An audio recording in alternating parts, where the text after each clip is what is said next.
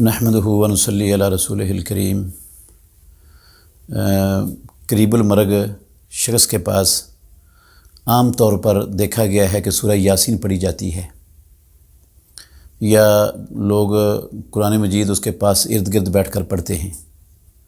یہ ایسا کوئی بھی عمل نہ رسول مکرم صلی اللہ علیہ وسلم سے ثابت ہے، اور نہ ہی آپ کے بعد خلفائے راشدین، عشرہ مبشرہ، بلکہ صحابہ میں سے کسی صحابی سے بھی ثابت نہیں ہے کہ وہ قریب المرگ شخص کے پاس انہوں نے سورہ یاسین پڑھی ہو، یا قرآن مجید کی کوئی مخصوص صورت پڑھی ہو، یا قرآن کا سب لوگ اپنے اپنے جو ہے نا وہ حساب سے وہ تلاوت کر رہے ہوں۔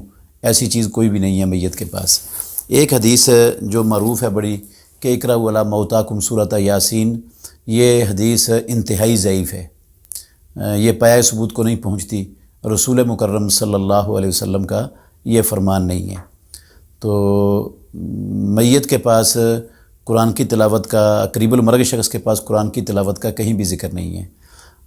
اس کو یا تو تلقین کر سکتے ہیں، یا اس کی تندرستی کے لیے، شفا کے لیے اور حسن خاتمہ کے لیے اس کے لیے دعائیں کی جا سکتی ہیں، یہ ہو سکتا ہے۔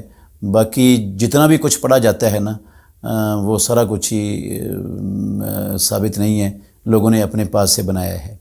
اور اسی طرح جب اس کی روح قبض ہو جاتی ہے تو اس کے بعد عورتیں کلمہ پڑھنا بیک زبان شروع کر دیتی ہیں، اور اونچی اونچی کچھ اذکار اور پڑھے جاتے ہیں ایک ہی آواز میں۔